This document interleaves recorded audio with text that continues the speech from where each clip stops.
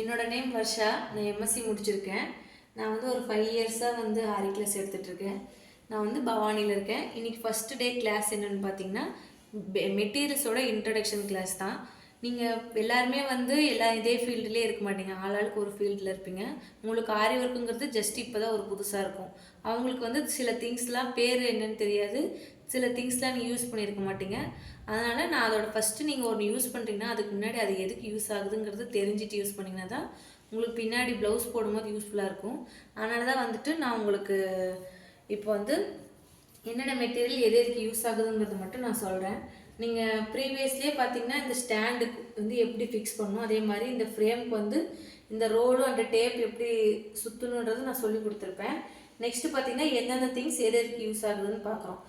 ஒரு ஜஸ்ட்டு ஒரு ப்ளவுஸ் போடுறதுக்கு ரொம்ப இம்பார்ட்டண்ட்டான திங்ஸ் என்னென்னா ஒரு ஃப்ரேம் இருக்கணும், ஒரு ப்ளவுஸ் பிட் இருக்கணும், அதே மாதிரி நீடில் இருக்கணும். இது 3 நீடில், அதே மாதிரி ஜரி, இந்த 3 இருந்தாலே நீங்கள் ஒரு கிராண்டான லுக்லேயே ஒரு ப்ளவுஸ் போடுற அளவுக்கு நீங்கள் போட முடியும்.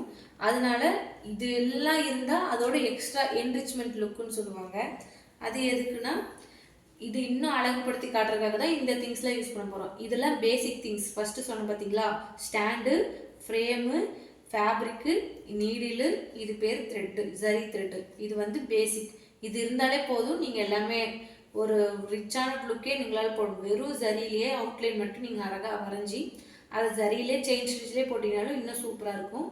இது இல்லாமல் வேறு என்னென்ன யூஸ் ஆகுங்கிறது நான் சொல்கிறேன். இப்போ வந்து இந்த ஃப்ரேம் இருக்குது. ஃபஸ்ட்டு ஸ்டாண்டு சொல்கிறேன். இந்த ஸ்டாண்டு வந்து 18 இன்ச் ஸ்டாண்டு, ஃப்ரேமும் வந்து சேம் 18 இன்ச்சில் தான் வாங்கணும். நீங்கள் வந்து ஏன் உங்களுக்கு 18 இன்ச்சு நான் ப்ரிஃபர் பண்ணுறேன்னா, சில பேர் வந்து ஒல்லியாக இருப்பாங்க, அதாவது எஸ் சைஸு எம் சைஸ் எல்லாம் இருப்பாங்க. சில பேர் வந்து எல்லு, எக்ஸ்எல், டபுள் எக்ஸ்எல் அந்த மாதிரி இருப்பாங்க. நீங்கள் இந்த 18 இன்ச்சு ஃப்ரேம் வாங்கிட்டீங்கன்னா double XL size, triple XL வரைக்குமே நீங்கள் அந்த பாடி மெஷர்மெண்ட் உள்ள ஆளுங்களுக்குமே நீங்கள் இந்த ஃப்ரேம்லேயே வச்சு போட்டுக்கலாம். இதை விட சின்னதாக நீங்கள் வாங்கிட்டீங்கன்னா உங்களால் வந்து இதை விட சின்னதாக வாங்கிட்டீங்கன்னா அதை விட பெருசாக இருக்கிறவங்களால ஒருத்தவங்களுக்கு வந்து உங்களால் போட்டு தர முடியாது. அதனால் வாங்கும் போதே பெருசாக வாங்கிட்டீங்கன்னா இந்த ஒர்க்கிங் ஸ்பேஸ்க்குள்ளேயே நீங்கள் எல்லாமே ஒர்க் பண்ணிக்கலாம். ஸோ அதனால தான் நாங்கள் இருக்கிறதுலே லாஸ்ட் சைஸான 18 இன்ச்சு ஃப்ரேம் அண்ட் ஸ்டாண்ட் வந்து நான் ப்ரிஃபர் பண்ணுறேன். நானே மெட்டீரியல் கொடுத்தவங்களுக்குமே பார்த்தீங்கன்னா 18 இன்ச் ஃப்ரேம் தான் கொடுத்துருப்பேன். ஓகேங்களா? இப்போ இதுலேயே நீங்கள் வந்து எல்லா சைஸ் பாடி மெஷர்மெண்ட் உண்டானவங்களுக்கும் நீங்கள் வந்து ஒர்க் பண்ணிக்கலாம். நெக்ஸ்ட் என்னென்னு பார்த்தீங்கன்னா ஃபேப்ரிக்கு. எல்லாருமே மேக்ஸிமம் வெளியே சொல்கிறவங்களும் எப்படின்னா உங்களுக்கு வந்து காடா ஃபேப்ரிக்னு சொல்லுவாங்க. அது வந்து காட்டன் மாதிரி இருக்கும், ரொம்ப திக்காக இருக்கும். அதில் வந்து ஆரி ஒர்க் கற்றுக்கிறது ரொம்ப ஈஸி. எடுத்ததும் நம்ம அதில் கற்றுக்கிட்டு நெக்ஸ்ட்டு வந்து உங்களுக்கு சாரீஸ் எல்லாமே நீங்கள் ஒரு ரிச் லுக் ஆரி ஒர்க்னாலே மேக்ஸிமம் 1500 மேலே தான் வந்து போட்டு தரதே பண்ணி தருவோம். அவங்க எப்படி கொடுப்பாங்க, எப்படியும் காஸ்ட்லியாக அட்லீஸ்ட் ஒரு 4000 எபோ இருக்கிற சாரீ தான் கொடுப்பாங்க. அப்போ அது எல்லாமே என்னவா இருக்கும், பட்டு சாரீ தான் இருக்கும். யாரும் காட்டன் சாரீக்கோ ஜார்ஜெட் சாரீக்கோ வந்து ஒர்க் பண்ண மாட்டாங்க. அதாவது பூனம் சாரீ அந்த மாதிரி இதுக்கெலாம் யாரும் ஒர்க் பண்ண மாட்டாங்க, சில்க்கு தான் ஒர்க் பண்ணுவாங்க.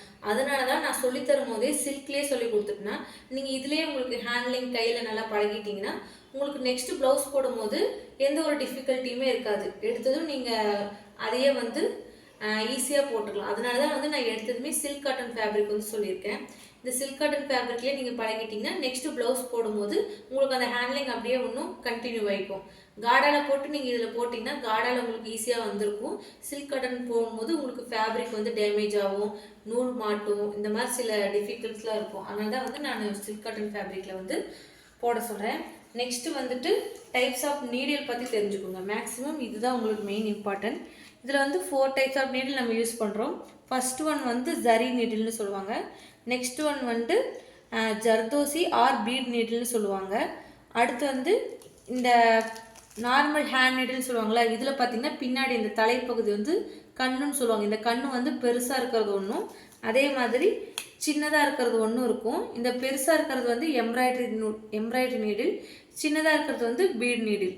ஓகேங்களா? இந்த சின்னதாக இருக்கிறது ஏன் பீட் நீடில்னா, நீங்கள் பீடெல்லாம் கோர்க்கும் போது இது ரொம்ப பெருசாக இருந்துச்சுன்னா இந்த ஓட்டையில் வந்து வெளியே வராது. ஸோ இந்த மாதிரி குட்டியாக இருந்தால் மட்டும்தான் வெளியே வரும். அதனால தான் அதுக்கு இந்த நீடிலும். அதே மாதிரி எம்ப்ராய்டரி த்ரெட்டுங்கிறது ஒரு 3 நூல் சேர்ந்த மாதிரி போடணும், அதுக்கு ஓட்டை பெருசாக வேணும். அதனால தான் இந்த நீடில். நீங்கள் பார்த்தீங்கன்னா ஜரி நீடில் வந்து எப்படி இருக்குன்னா ஆரம்பத்துலேருந்தே கொஞ்சமாக குறுகிட்டு வந்து ஸ்டேபிளான ஒரு இதுக்கு வரும். இது பார்த்தீங்கனாலே உங்களுக்கு தெரியும். இந்த ஹெட் பாயிண்ட் இருக்குது பார்த்தீங்களா, இந்த ஹெட் பாயிண்ட் வந்து குக்கி மாதிரி இருக்கும். இதுதான் வந்து ஆரி நீடில். இதுலேயே வந்து துலிப் நீடிலும் யூஸ் பண்ணாங்க. துலிப் நீடில் என்ன ஒரு ப்ராப்ளம் அப்படின்னா, உங்களுக்கு இந்த இடத்துல வந்து ஒரு பட்டையான ஒரு போர்ஷன் வரும். அது பார்த்தீங்கன்னா உங்களுக்கு ரொட்டேஷன் பண்ணுறதுக்கு வந்து கம்ஃபர்டபுளாக இருக்காது. அது எப்படி இருக்குன்னு பார்த்தீங்கன்னா, இங்கே பார்த்தீங்களா இந்த இடம் வந்து ஒரு ஃப்ளாட்டடாக இருக்கா. இது வந்து பிராண்டட் தான். பட் ஆனால் இது வந்து கம்ஃபர்டபுள்னு பார்க்கும்போது இது கம்மியாக இருக்கும். பட் அயன் நீடில் வந்து பார்த்தீங்கன்னா ரேட் கம்மி, ஆனால் நல்ல கம்ஃபர்டபுள் இருக்கும். இதுவே நல்ல லாங் லைஃப் வரும். இப்படி நீங்கள் இருக்கும்போது உங்களால் இப்படி ரொட்டேஷன் பண்ணுறதுக்கு டிஃபிகல்ட்டாக இருக்கும் திருகிறதுக்கு. ஆனால் இதுங்கும் போது நீங்கள் அழகாக தெரிவிக்கலாம். நீங்கள் மேக்ஸிமம் இந்த ரொட்டேஷனில் தான் உங்களுக்கு வேலையாக இருக்கும் ஆரி ஒர்க் போகிறல. அதனால தான் நான் உங்களுக்கு வந்து ஆரி நீடில் தான் ப்ரிஃபர் பண்ணுவேன். துலிப் நீடில் காட்டிலும் அதாவது அயன் நீடில் வந்து பெஸ்ட்டு. ஓகேங்களா.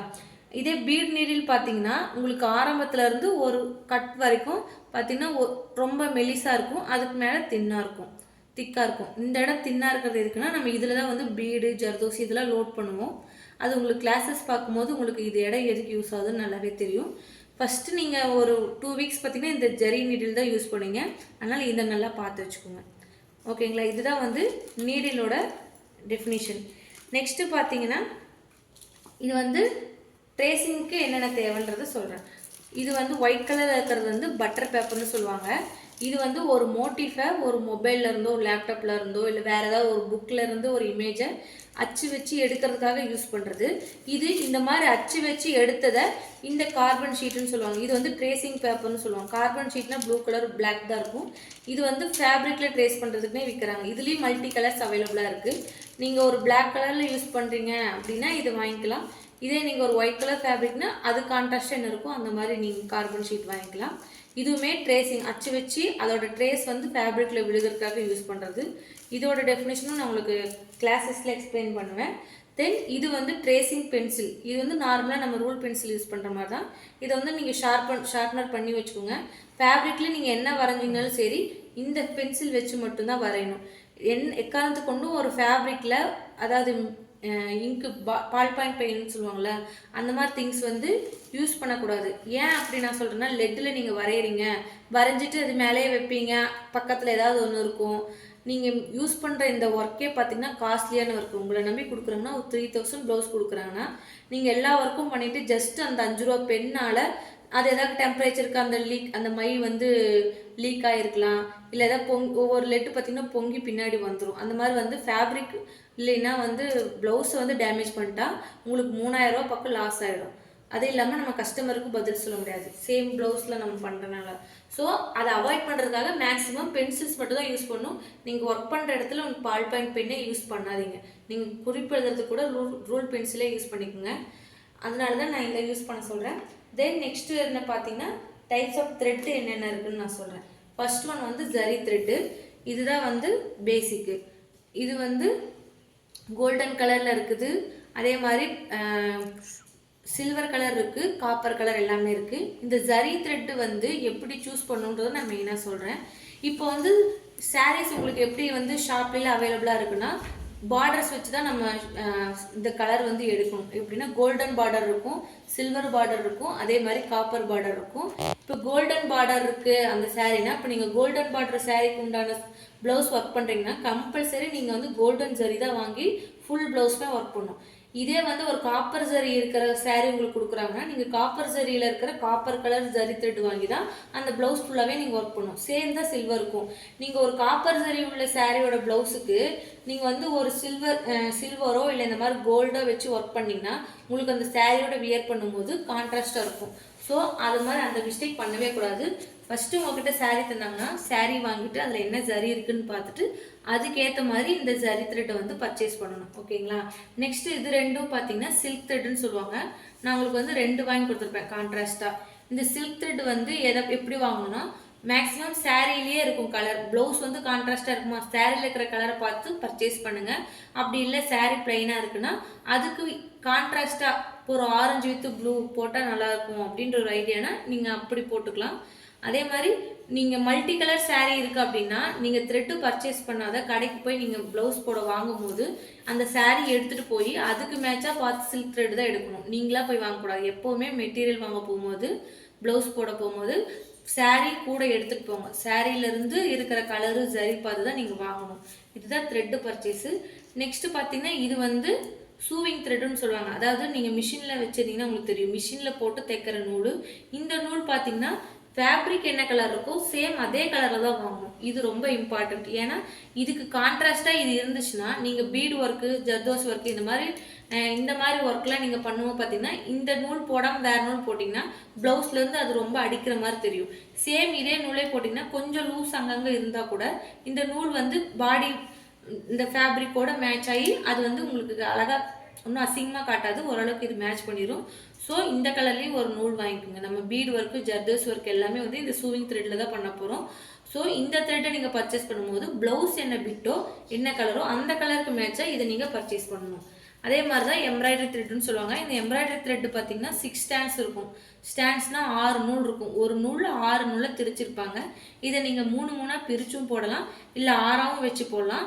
இதோட யூசேஜ் வந்து உங்களுக்கு ஸ்டிச்சஸ் வருமோ நான் சொல்லி தருவேன். இதில் வந்து எம்ப்ராய்டரி ஸ்டிச்சஸ்ன்னு சொல்லுவாங்க. இதை வந்து ஹேண்ட் நீடில் வச்சு தான் போட முடியும், ஆரி நீடில் வச்சு போட முடியாது. ஓகேங்களா. நெக்ஸ்ட் வந்து டைப்ஸ் ஆஃப் பீட்ஸ் என்னென்ன இருக்குதுன்னு பார்க்கலாம். மெயின் இம்பார்ட்டன்ட் இந்த வந்து சுகர் பீடு தான். இந்த சுகர் பீடு ஒன்று இருந்தாலே போதும், ப்ளவுஸை ரொம்ப லுக்காகவும் ஹை காஸ்ட்லியாகவும் நம்ம கொண்டு வர முடியும். வெறும் பீடு வச்சும் ஜரி வச்சுமே ஒரு ப்ளவுஸை வந்து நீங்கள் லுக்காக காட்ட முடியும். அதுவே நீங்கள் பார்த்தீங்கன்னா ஒரு 4000 லுக் வரைக்கும் நீங்கள் அதை சேல் பண்ணலாம்.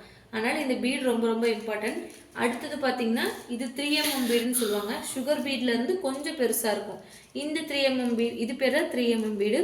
அடுத்து வந்து இந்த மாதிரி இருக்குது பார்த்தீங்களா, இது வந்து 3 நேம் சொல்லுவாங்க. கிளாஸ் பீடுன்னு சொல்லுவாங்க, கட் பீடுன்னு சொல்லுவாங்க, கியூப் பீடுன்னு சொல்லுவாங்க. இந்த கிளாஸ் பீடு எதுக்குன்னு பார்த்தீங்கன்னா, இந்த ஜார்ஜெட் சாரீ, ஃபேன்சி சாரீஸ்லாம் இருக்கும் பார்த்தீங்களா, அந்த மாதிரி சாரீஸ்லாம் இந்த மாதிரி யூஸ் பண்ணி கிளாஸ் பீட் யூஸ் பண்ணி ஒரு ஒர்க் போடுறீங்கன்னா சூப்பர் லுக்காக இருக்கும். தென் அது பார்ட்டி வியர்னு சொல்லுவாங்க. பார்ட்டி வியர்னா பார்ட்டிஸ்னாலே மேக்ஸிமம் எப்படி இருக்கும், லைட்டிங்ஸ் ஃபுல்லாக இருக்கும். இந்த கட் பீட்ஸ்லாம் போட்டு நீங்கள் ஒரு ப்ளவுஸ் போடுறீங்கன்னா அந்த லைட்டிங்க்கு ரொம்ப அட்ராக்டிவாக இருக்கும். அதனால தான் இந்த கட் பீட்ஸ். சேம் இதுவும் இந்த பீட்ஸும் சேம் நான் சொன்ன பார்த்தீங்களா, காப்பரு, சில்வரு, கோல்டு, இந்த 3 கலர்ஸ்லையுமே அவைலபிளாக இருக்கும். இதுவுமே நீங்கள் ஜரி பார்த்து தான், சாரியோட பார்டர் பார்த்து தான் நீங்களும் இதை பர்ச்சேஸ் பண்ணுற மாதிரி இருக்கும். கோல்டன் கலர் சரினா கோல்டன் கலரில் தான் பீடு, காப்பர் கலர்னால் காப்பர் கலரில் தான் பீடு.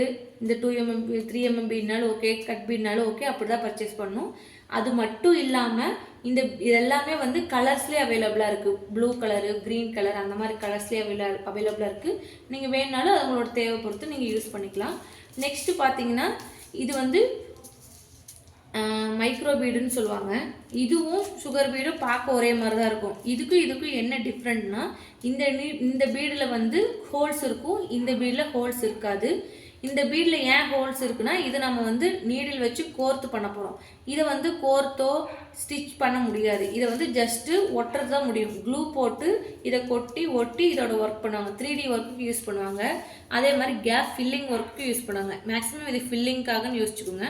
இதுவுமே நீங்கள் ஒர்க் பண்ணும்போது இதோட யூஸ் என்னன்றது நான் சொல்லுவேன். ஓகேங்களா. நெக்ஸ்ட்டு வந்து stone chain and ball chain சொல்லுவாங்க. இந்த ஸ்டோன் செயின் மேக்ஸிமம் நீங்கள் பார்த்துருப்பீங்க, யூஸ் பண்ணியிருப்பீங்க. இதை எப்படி ஸ்டிச் பண்ணுங்கிறதும் நான் உங்களுக்கு வீடியோவில் சொல்லித்தருவேன். அதே மாதிரி இந்த பால் செயினை எப்படி யூஸ் பண்ணுன்றதும் நான் சொல்லித்தருவேன்.